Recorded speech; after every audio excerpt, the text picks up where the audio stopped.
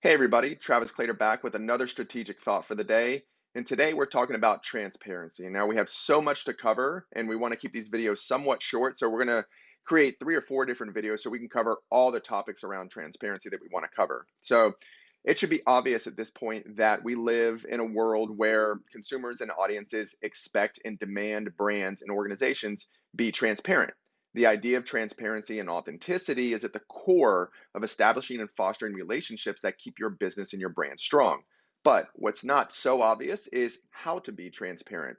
What does being transparent even mean? How does it apply to your business, to your brand, and who even defines transparency? The very concept of transparency is sort of this nebulous thing that's hard to define and understand in a way that's helpful to you running a business. But that doesn't mean it can't be used effectively. In a business setting, transparency is defined as, quote, a lack of hidden agendas or conditions accompanied by the availability of full information required of collaboration, cooperation, and collective decision making. Now, that's a whole bunch of words put together, so we're going to break this down a little bit. And we all remember the 5 W's from elementary school: the who, what, when, where, and why of something.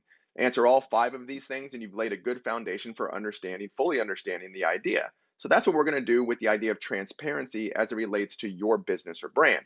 So we're going to start with the what. And I know who comes first in our list, but we need to understand a bit more about what transparency is first.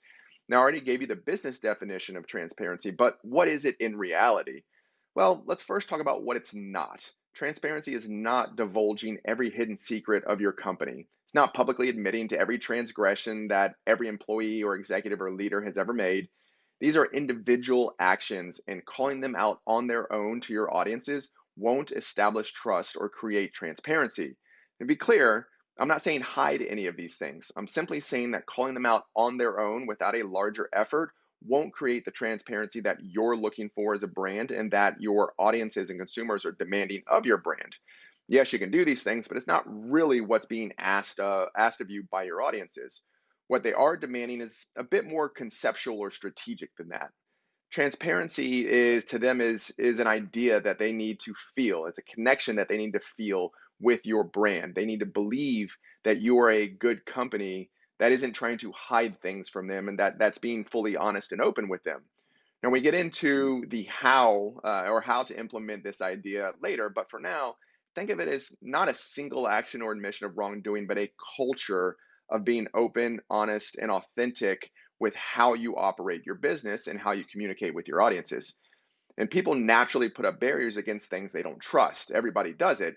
And just like with interactions with other people or family or friends, admitting to one offense doesn't create a relationship. In fact, it often has the opposite effect. But a common understanding of each other built on trust, respect, and openness creates the foundation for a meaningful relationship that is based on transparency. So the next is who.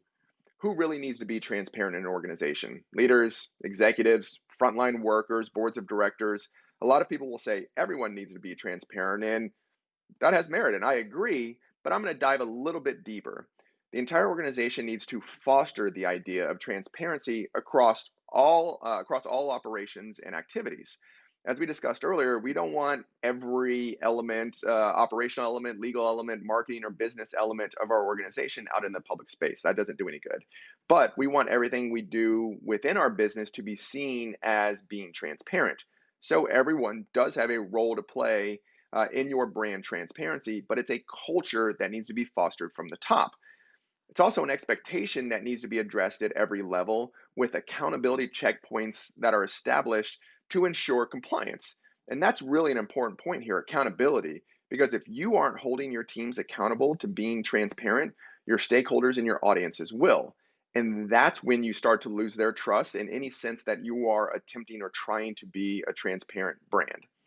And most importantly, it really needs your transparency efforts need to come to life within your communications efforts and your communications teams. This is where the idea of transparency lives and dies. If you don't communicate that you are being transparent, or you don't communicate your transparency, are you really even being transparent? The answer is no. So again, we get into how we do this later, but your communications teams really need to lead the charge with conveying your transparency both internally and externally. Now we're going to talk about the when, the where, the why, as well as the how in later videos, but that's our strategic thought for the day. Be sure to check out tcstrategic.com for more videos, more blog posts, as well as to sign up for our newsletter. Thanks so much, and we'll see you again soon.